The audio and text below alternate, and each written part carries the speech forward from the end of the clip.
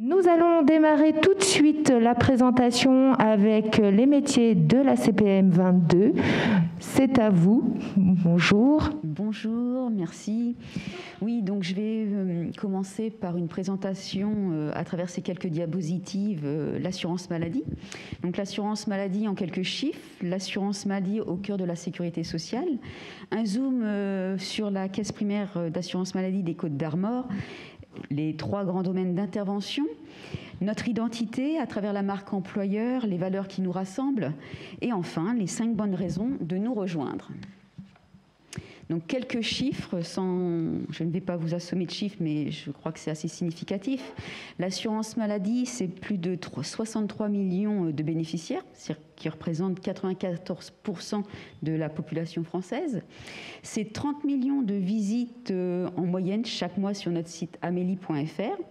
C'est un délai moyen d'une semaine pour les traitements de remboursement des frais de santé si vous présentez votre carte vitale aux professionnels de santé. C'est 95% des assurés qui sont satisfaits du service. Et pour cela, nous avons 82 000 collaborateurs. Alors notre écosystème, je ne vais pas vous faire un cours sur l'assurance maladie, mais il est important quand on intègre une caisse primaire, c'est de savoir un petit peu l'organigramme au niveau national et les déclinaisons qui se font en local. Donc nous, on est au cœur de la sécurité sociale, qui n'est pas l'assurance maladie, puisque pour autant il est parfois confondu, puisque le régime général se compose de 4 branches. Donc les allocations familiales avec la branche famille, l'assurance retraite, la branche retraite, l'URSSAF, la branche recouvrement, et on voit à droite l'assurance maladie composée de ces 2 branches, la branche maladie et la branche risque professionnel. Donc la branche maladie, elle assure principalement la prise en charge des dépenses de santé des assurés et garantit l'accès aux soins. Elle favorise la prévention et contribue à la régulation du système de santé français. Elle recouvre le risque maladie, maternité, invalidité et décès. La branche accident du travail maladie professionnelle, comme son nom l'indique, elle gère les risques professionnels auxquels sont exposés les travailleurs. Donc ça peut être un accident de trajet, un accident de travail, une maladie professionnelle. Voilà pour le décor. Ensuite, un focus sur la caisse primaire d'assurance maladie des Côtes-d'Armor, acteur départemental qui joue un rôle majeur dans la protection de la santé des costarmoricains. Il faut savoir que c'est plus de 495 000 assurés protégés, 3 100 professionnels de santé, et nous comptons un effectif de 430 collaborateurs pour le département des Côtes-d'Armor. Donc, si on rentre un petit peu plus dans les chiffres, parce que c'est toujours intéressant d'avoir des ordres de grandeur sur les dépenses totales, alors là, c'est les données 2019, on est à un total de dépenses de 1,5 milliard d'euros, dont plus de 1,4 milliard pour la maladie et 67 millions pour les accidents du travail, maladie professionnelle. Ce qui représente pour les Côtes-d'Armor quand même plus de 12 millions de décomptes traités. Alors ça fait un peu vertigineux, mais il faut savoir que ce sont des données consolidées. C'est également pratiquement 2 millions de journées de travail indemnisées sur les accidents de travail maladie, pour un coût de gestion relativement faible, puisqu'il est de 1,5% des dépenses totales. Notre action, ce qui nous anime au quotidien, c'est les 3 domaines d'intervention de l'assurance maladie, parce que je pense qu'il est intéressant de rappeler quand on postule pourquoi et quelle est notre mission au quotidien. Tout simplement, c'est garantir l'accès universel aux droits et permettre l'accès aux soins. Alors comment, vous me direz? Tout simplement en organisant l'affiliation des bénéficiaires, assurer le remboursement des frais de santé et le versement des revenus de remplacement en cas d'arrêt de travail. Notre deuxième domaine d'intervention, c'est accompagner chacun dans la préservation de sa santé. Comment? En menant des actions de prévention et en développement des parcours d'accompagnement individualisés. Et enfin, je terminerai sur le troisième domaine d'intervention, améliorer l'efficacité du système de santé. Comment? En régulant les dépenses et en s'assurant de la qualité des soins. Alors, réaffirmer notre identité, on est connu en tant qu'assureur solidaire de la protection sociale. Il est important de nous voir également en tant qu'employeur. C'est pour ça que nous avons une nouvelle signature institutionnelle depuis 2018. C'est en 4 mots, c'est agir ensemble, protéger chacun. Alors, une mission fondamentale qui traduit la diversité de nos actions et qui constitue un trait d'union entre les organismes d'assurance maladie, nos métiers qui évoluent énormément et nos publics. Alors protéger durablement, c'est la protection, protéger la santé et la raison d'être de l'assurance maladie. Une mission d'autant plus fondamentale face au développement des maladies chroniques, à l'arrivée des innovations en matière thérapeutique qui sont tout aussi prometteuses que coûteuses. Durablement, puisqu'on s'inscrit dans un système de santé à pérenniser tout au long de la vie des assurés.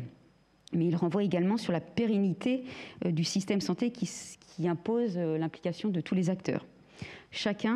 La santé de chacun, c'est celle des 60 millions d'assurés qui bénéficient d'une prise en charge de leurs soins, quelles que soient leurs ressources, leur situation ou leur état de santé.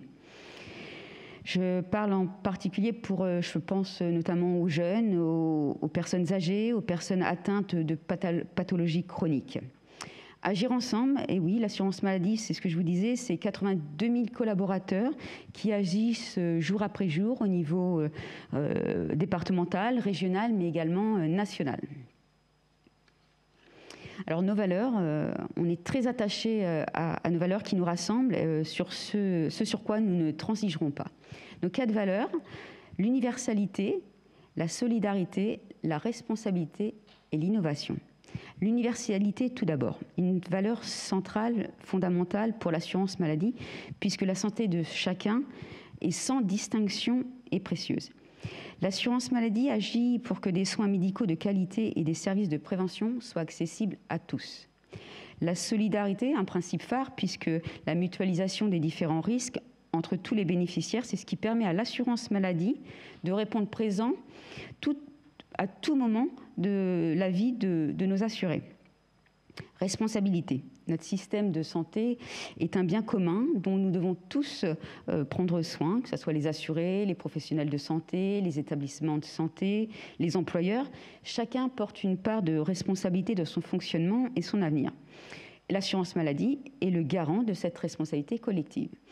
Et enfin, je parlerai de l'innovation, un défi, une valeur défi, puisque nous sommes en perpétuel mouvement, en recouvrant à la fois des nouvelles technologies, des nouvelles formes d'organisation, des solutions de plus en plus dématérialisées en e-santé, et également tout ce qui est les téléservices adaptés aux nouveaux usages. Maintenant, après vous avoir présenté qui sommes-nous, les missions qui nous animent, je vais vous donner les 5 bonnes raisons de nous rejoindre, qui peuvent être partagées ou un peu plus développées. C'est tout d'abord contribuer à une mission d'intérêt général, mais ça je pense que le diaporama parlait de lui-même. Rejoindre un collectif présent sur l'ensemble du territoire. Rejoindre un employeur responsable. Participer à des projets riches et innovants. Et construire le parcours qui vous ressemble, parce que l'institution offre beaucoup de métiers et il y a des possibilités de passerelle à travers les différents métiers, les différentes branches également. Voilà les 5 bonnes raisons dont je pouvais vous en parler. Donc la CEPAM actuellement recrute sur des postes de téléconseiller contact tracing, mission spécifique actuellement depuis le mois de mai dans le cadre de la période sanitaire que nous vivons actuellement. Ce sont des personnes qui sont en relation client, qui font des appels sortants, mais également rentrants, mais sortant pour prendre contact avec les patients zéro atteints du Covid, pour les accompagner, les prévenir, les isoler, leur rappeler les gestes barrières, leur donner des renseignements sur la procédure à suivre pour s'isoler et surtout de prendre contact avec pour casser la chaîne de contamination, de prendre tous les noms qui ont excusez-moi, je voulais dire casser la chaîne de contamination. J'en finirai là. Donc, on recherche des personnes qui sont à l'aise avec la relation client, qui savent mener des entretiens téléphoniques, une conduite d'entretien, être pédagogue, parce qu'il faut savoir rassurer, avoir une bonne capacité à suivre un script, un argumentaire. Donc, c'est un poste que nous, en CDD, qui sont proposés actuellement. Agents administratifs, alors en back-office, ce sont vraiment des personnes dédiées au cœur de métier sur la gestion des droits clients, sur le paiement, ce que je disais tout à l'heure, le versement des indemnités journalières. Donc, des capacités de mémorisation, des capacités d'analyse sont requises sur ces postes-là. Bien sûr, tous les postes, on sera intransigeant, c'est le secret professionnel, avec des données d'assurés, donc on est intransigeant sur le secret professionnel. Et enfin, des postes de manager de proximité, typique, classique d'un manager, donner du sens à l'équipe, avoir une capacité de cohésion, de pilotage d'activité, savoir accompagner ses collaborateurs pour la montée en compétences. Voilà ce que je pouvais vous dire sur ces 3 métiers qui sont actuellement en cours. Toutes nos offres d'emploi sont postées via notre site L'Assurance Maladie Recrute. Vous pouvez même aller trouver des vidéos propres au métier que vous recherchez. Nous postons également via LinkedIn toutes nos offres d'emploi. Nous avons un site aussi, Lucance, où on a une bourse des emplois. Donc après, vous filtrez, vous sélectionnez la région, les postes que vous souhaitez, mais tout est posté. Voilà ce que je pouvais vous dire. Et un seul mot d'ordre, fier de protéger. Alors, merci beaucoup pour la présentation. Du coup, c'est vrai qu'on est obligé d'aller très très vite. Oui, il y a une petite vidéo. Alors, il y a une petite vidéo, donc on passe tout de suite la vidéo.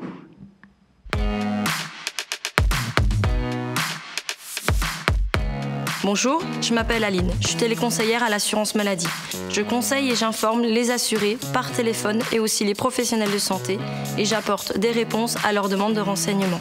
Si nécessaire, je contacte les services compétents pour traiter leurs demandes. En plus, je leur parle toujours du compte Amélie en leur expliquant que ça facilitera leur démarche. C'est ma manière de les protéger et je n'agis pas toute seule.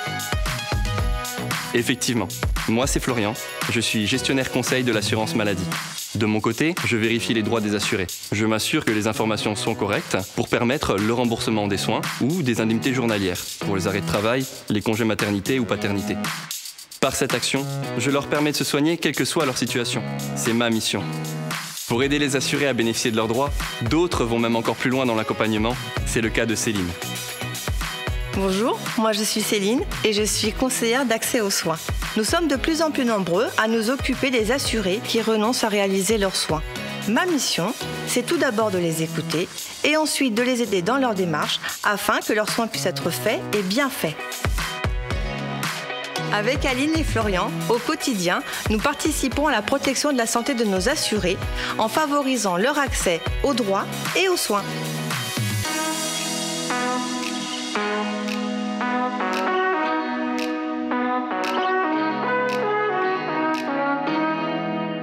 Juste une petite précision pour savoir où sont basés les postes que vous avez proposés là tout de suite pour la CPM 22. Donc les postes de téléconseiller et contact tracing sont basés sur Saint-Brieuc en CDD, sur des contrats de 35 heures. Les postes agents administratifs sont basés selon... Alors, on a plusieurs sites. On a bien sûr la caisse primaire, le siège est à Saint-Brieuc. On a également un site sur Lannion, qui est actuellement un poste à pourvoir également. Et le poste de manager, un poste de manager sur Saint-Brieuc, un poste de manager sur Dinan. Donc, pour les CDI, nous sommes sur des 39 heures, je précise, parce que je ne l'ai pas précisé tout à l'heure. Merci beaucoup et je vous rappelle que vous retrouverez de toute façon toutes ces offres la semaine prochaine sur le site internet avec le détail. Nous passons tout de suite à la deuxième intervention. Donc Madame Daillot, bonjour, vous pouvez rester, ne vous inquiétez pas, la caméra va vous suivre. Alors Madame Daillot, pouvez-vous nous expliquer un petit peu votre structure? Je vais vous présenter donc les résidences services seniors Espace et Vie du groupe Espace et Vie. C'est un groupe actuellement de 13 résidences qui est implanté essentiellement à l'ouest, dont le siège était à Angers. avec une perspective de 24 résidences à l'horizon 2024. On a actuellement des résidences sur la Sarthe, sur le Maine-et-Loire, mais également et surtout en Bretagne. On en a 2 à Rennes. On a une résidence service senior à Langueux depuis janvier dernier, qui est donc l'objet de ma visite aujourd'hui. On en a une à Brest, une à Guidel, une à Carnac qui vient d'ouvrir. Et on a aussi 3 résidences en Loire-Atlantique, 2 dans le Bordelais et puis 2 dans le Rhône-Alpes, qui pour le coup sont un peu excentrées. Alors une résidence service senior espace et vie, qu'est-ce que c'est ? Eh bien c'est un établissement dans lequel on accueille des personnes âgées autonomes, avec des appartements dans lesquels ils peuvent vivre de façon complètement indépendante, T1, T2, T3, qui sont équipés d'une cuisine, qui sont équipés d'une salle de bain, bien entendu adaptée au vieillissement, d'un balcon. On peut y amener son animal de compagnie, on peut y inviter évidemment sa famille. On est vraiment sur du domicile. Parallèlement à ces appartements, on a des espaces communs d'animation, de restauration, de salles de détente, de salles d'accueil bien entendu, salons de coiffure, et donc des espaces communs dans lesquels on dispense des services. Donc de restauration, je vous l'ai dit, animation, et on a également dans nos résidences-services Espace et Vie un service d'aide à domicile intégré. Et au niveau de ce service d'aide à domicile intégré, on va retrouver des aides-soignants, des auxiliaires de vie qui vont dispenser du service à la personne au même titre qu'on pourrait le faire sur du domicile traditionnel. L'avantage étant qu'on n'a pas de temps de trajet d'un résident à l'autre. Au niveau des familles de métiers, je vais revenir sur les métiers du sanitaire et social et notamment du service à la personne. Au niveau de nos familles de métiers dans les résidences, on va retrouver 3 familles. On va retrouver la famille administrative avec la direction, l'assistante de direction, l'animation, même si ce n'est pas un poste éminemment administratif, on a quand même une coordination à avoir avec les 2 acteurs précédents. On va avoir une deuxième famille qui va être la famille de cuisine, avec le cuisinier, l'aide-cuisine, l'agent de salle.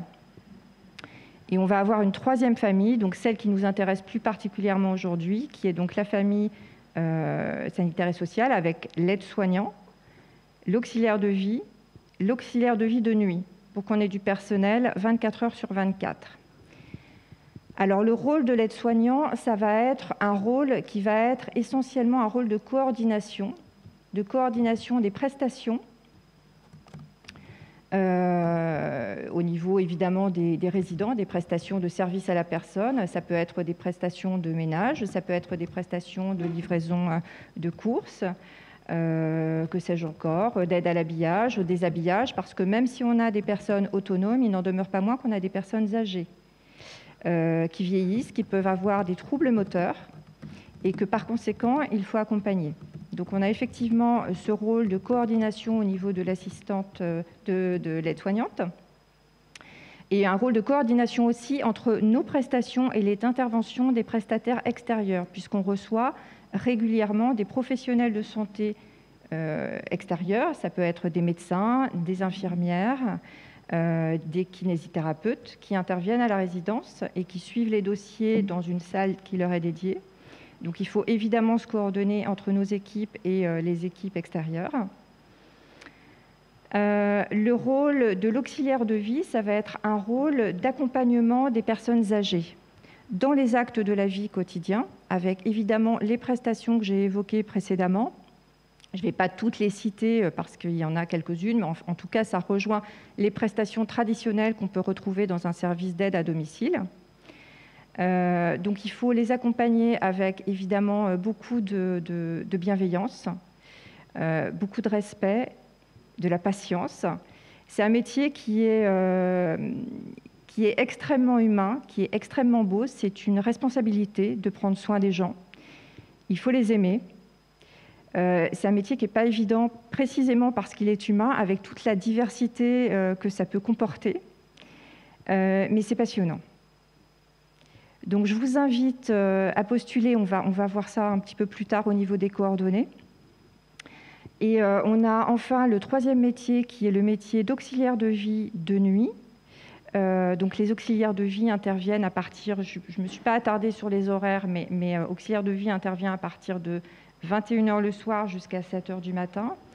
L'auxiliaire de vie de nuit, elle est là pour pouvoir intervenir rapidement aux besoins, mais elle est là aussi pour rassurer, bien entendu, les résidents qui évoluent dans un cadre de sécurité, parce que c'est vrai que les résidents, souvent, ils viennent pour des raisons de recherche de lien social avec les autres, mais aussi de sécurité, parce que leur maison est devenue trop grande ou elle est trop isolée.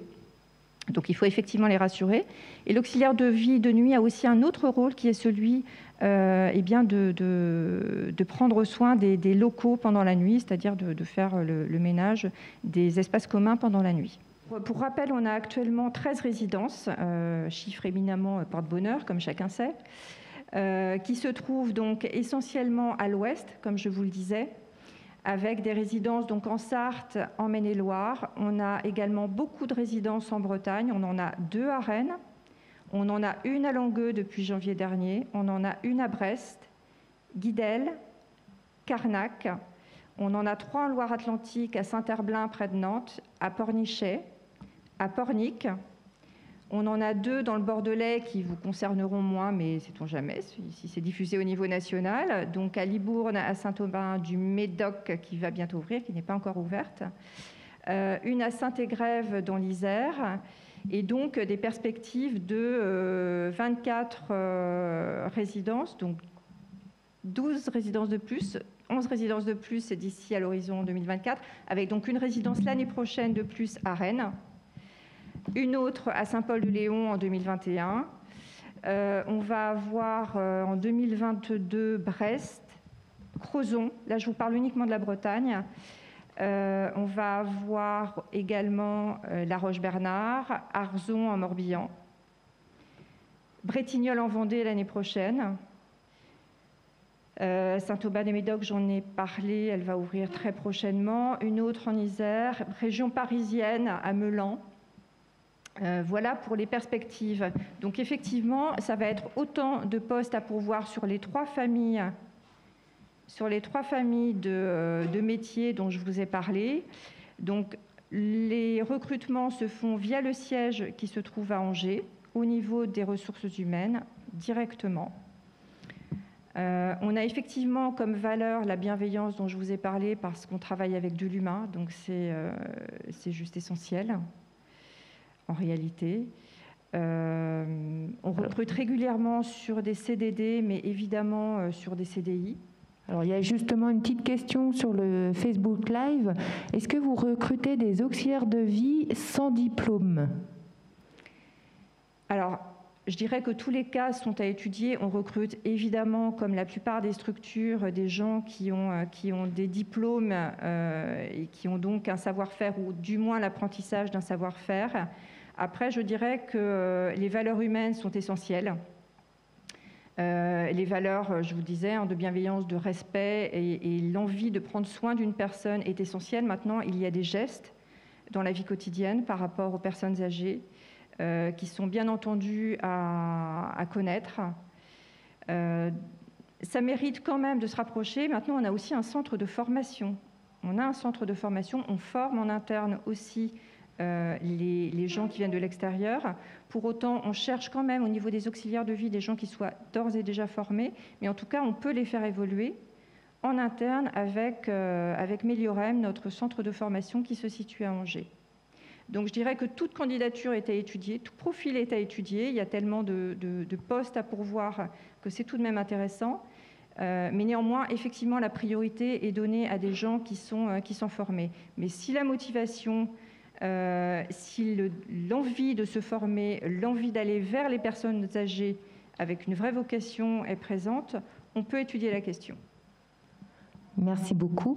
Alors, c'est vrai que ce secteur d'activité, comme l'a présenté Pôle emploi dans la première conférence, fait partie d'un secteur dit en tension avec des grosses difficultés de recrutement. Donc, voilà, ne pas hésiter à postuler. Comme pour les métiers de la CPAM et comme pour votre entreprise. Donc voilà, alors l'intervention d'après, on va attendre encore un petit peu. Il y a d'autres questions. Alors, il y a d'autres questions. Alors, Philippe, il y a d'autres questions, notamment toujours par rapport au recrutement. Recrutez-vous aussi des gestionnaires d'administration et possiblement des aides-soignantes qui auraient mis leur formation en suspension, enfin en attente? Alors, je dirais que, je ne voudrais pas faire une réponse de Normande, mais néanmoins, c'est quand même ce que je m'apprête à faire. Je dirais que là, vraiment, il faut vous adresser directement au siège, aux ressources humaines. Encore une fois, le savoir-être, il est important. Et il est de plus en plus important, ce qui ne déroge en rien au savoir-faire, forcément. Il en faut. Maintenant, on peut accompagner.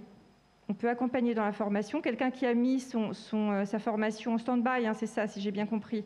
C'est-à-dire que c'est quelqu'un qui, a priori, était aide-soignante, qui est passé à autre chose et qui souhaite y revenir. Pourquoi pas? Franchement, pourquoi pas? Si, encore une fois, toutes les questions de motivation. Si on a envie d'être là, il faut avoir envie, déjà. Je pense que c'est la base. Ce ne sont pas des métiers qu'on fait par hasard, jamais dans l'humain. Donc, si on a effectivement envie de revenir sur nos métiers et pour accompagner des gens en résidence senior, n'hésitez surtout pas. Madame Tressac, bonjour. Vous travaillez à l'Hospitalité Saint-Thomas de Villeneuve. Je vous passe la parole.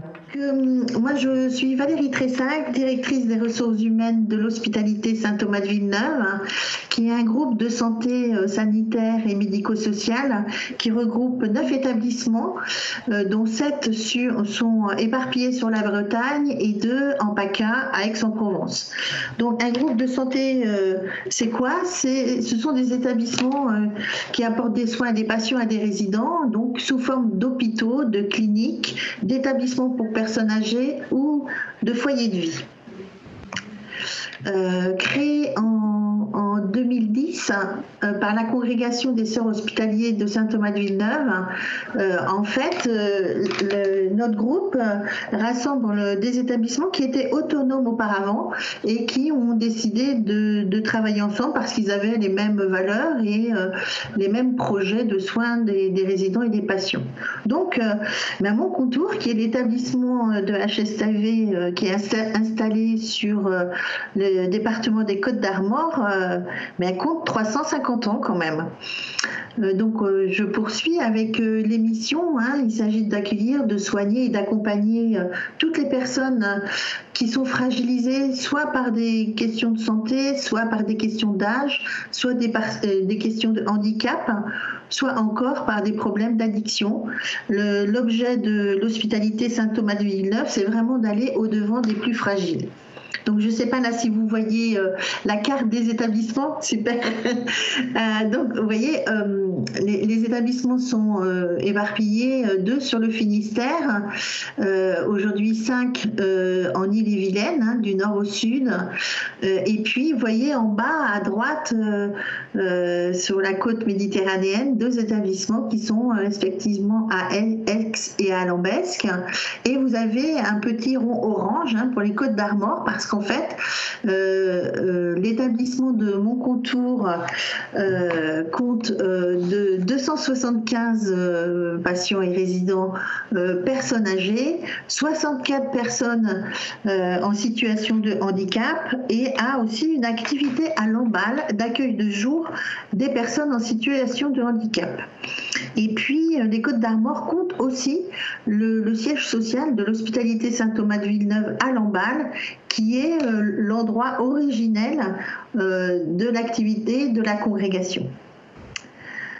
Ça, je vous l'ai dit, 9 établissements, 14 sites, 2500 lits et places, 50 000 personnes accueillies et soignées tous les ans en dehors des consultations, et le groupe compte 2400 ETP, 2400, donc ça fait à peu près 2600, 2700 personnes pour 2400 équivalents temps plein. Et alors, ce qui est important, c'est que l'hospitalité Saint-Thomas-de-Villeneuve est un groupe de santé privé solidaire. Ça veut dire que ça n'est pas un groupe public, ça n'est pas un groupe privé lucratif. C'est un groupe qui fonctionne un peu comme une association avec les bénéfices, quand il y en a, qui sont réinvestis dans tous les projets de reconstruction et d'agrandissement, et aussi au bénéfice des professionnels. Donc, un point sur les différentes activités. Donc, quand on parle d'établissement sanitaire, on parle de médecine, on parle de chirurgie, on parle de soins de suite et réadaptation, de plateau technique, c'est-à-dire de toutes les activités de laboratoire, par exemple, et de psychiatrie, avec des consultations, des hospitalisations complètes, des hospitalisations de jour, c'est-à-dire qu'on rentre chez soi le soir. La chirurgie ambulatoire, vous connaissez, on ne dort plus pour certaines activités à l'hôpital, et des hospitalisations à domicile. Ces activités sanitaires, on les retrouve à la Polyclinique Saint-Laurent à Rennes, à l'Hôtel-Dieu à Pont-l'Abbé, à Baguet-Morvan et à Aix-en-Provence, ainsi qu'à Bain-de-Bretagne. Voyez. Et puis on a ce qu'on appelle les activités médico-sociales, avec l'accueil de personnes âgées dans les EHPAD, l'accueil de personnes en situation de handicap dans les accueils de jour et les foyers de vie. Et puis, l'hospitalité Saint-Thomas-de-Villeneuve a expérimenté depuis l'année dernière une nouvelle manière de prendre en charge et de prendre en soin les personnes âgées. C'est l'EHPAD Hors-les-Murs qui a commencé à Rennes-Saint-Louis et qui va s'étendre dans les autres établissements du groupe. C'est-à-dire que les services qu'on peut avoir dans une structure d'EHPAD vont aller chez la personne âgée. Et la personne âgée va rester comme ça le plus longtemps possible avec les soins nécessaires à son domicile. Donc les valeurs de l'hospitalité Saint-Thomas-de-Villeneuve, c'est effectivement l'accueil, mais l'accueil des résidents, des patients et des professionnels, l'attention aux plus fragiles, je l'ai déjà dit, le respect de la vie, le service qu'on va apporter aux résidents et aux patients dans nos établissements, la collaboration entre métiers, entre établissements, et effectivement apporter des soins de qualité à tous les résidents et les patients que l'on accueille. Alors sur les métiers, et c'est là le cœur du sujet d'aujourd'hui, en reprenant les classifications de notre convention collective, on a différentes filières. Ce qu'il faut préciser, c'est que tous les métiers nécessaires à la prise en charge des patients et des résidents existent dans nos établissements. Jusqu'à aujourd'hui, il n'y a pas de projet de sous-traitance d'activités comme le nettoyage, par exemple, la restauration. Donc, on trouve dans un même établissement tous les métiers suivants. D'abord, dans la filière soignante, avec des agents de services hospitaliers qui aident les aides-soignants. On a des postes d'aides-soignants aussi, des postes d'infirmiers. Et là, on est sur des métiers réglementés pour les aides-soignants et les infirmiers, c'est-à-dire qu'ils doivent être titulaires de diplôme d'État. Et après, on trouve des cadres de santé, des rééducateurs, des brancardiers, des secrétaires médicales. Dans la filière éducative et sociale, là, on va trouver les éducateurs, les mandataires judiciaires, les assistants sociaux et les animateurs, puisque dans l'ensemble de nos établissements, surtout qui accueillent des personnes âgées et des personnes en situation de handicap, il y a des périodes d'animation dans la journée pour permettre aux personnes, effectivement, d'avoir une vie sociale et d'améliorer les soins. On compte aussi une filière administrative, notamment avec l'accueil et les admissions, les services ressources humaines, les services comptables, les assistants qualité. Et puis toute la filière logistique, où là on retrouve les agents logistiques chargés du nettoyage des locaux, les ouvriers techniques qui sont là pour le bon entretien des bâtiments, les cuisiniers et également des personnels de blanchisserie. Et puis effectivement, le centre des soins, ce sont les pharmaciens, les médecins et les biologistes et les directeurs des établissements. Vous voyez, donc il y a une très grande palette de métiers dans nos établissements. Et aujourd'hui, effectivement, on compte des besoins en recrutement. Alors, je vais faire un focus plus sur l'établissement de mon contour. Néanmoins, l'ensemble des établissements de l'hospitalité rencontrent des besoins sur des postes d'agents de soins. C'est-à-dire les professionnels qui vont être près des résidents et des patients et qui vont travailler avec les aides-soignants à l'environnement du résident et du patient. Les agents logistiques qui sont là sur le nettoyage des parties communes. Et là, effectivement, je travaille, moi, au nom de ma fédération, avec Pôle emploi au niveau régional pour développer le recrutement de ces métiers-là. On recherche aussi, et ça, on n'est pas les seuls sur ce secteur d'activité, des aides-soignants. Aujourd'hui, il y a un travail avec la région qui est mis en œuvre pour multiplier les formations d'aides-soignants. Et l'aide-soignant, mais il est l'accompagnant du résident et du patient. Il administre les soins de première nécessité et il est vraiment le lien entre le soin technique assuré par les infirmiers et l'ensemble des autres, et les résidents et les patients. Franchement, c'est un poste clé dans les établissements médico-sociaux et on a vraiment beaucoup de difficultés à recruter aujourd'hui dans ces métiers-là. Donc, à mon contour, on recherche des agents de soins, des agents logistiques, des aides-soignants, les infirmiers pour l'instant, mais quelque peu, mais aussi dans les annonces qui ont été transmises pour ce forum, un animateur auprès des personnes âgées et un ouvrier en blanchisserie. Les spécificités des métiers, c'est d'assurer les soins d'accompagnement, donc c'est effectivement du travail 7 jours sur 7, 24 heures sur 24, du travail en équipe matin, après-midi et nuit, et donc travail dimanche et jours fériés en roulement, mais avec une lisibilité sur son planning qui permet de prévoir aussi et de concilier sa vie personnelle. Les plus de HSTV, moi je veux dire que c'est la taille, parce que plus on est gros, plus on peut être fort par rapport à des situations. Et juste un point sur la période Covid qu'on a connue au printemps, le fait d'être un groupe a permis de mutualiser les expériences et de travailler ensemble sur la protection des résidents et des professionnels dans ce contexte difficile. Des gros projets qui peuvent être menés au niveau du groupe.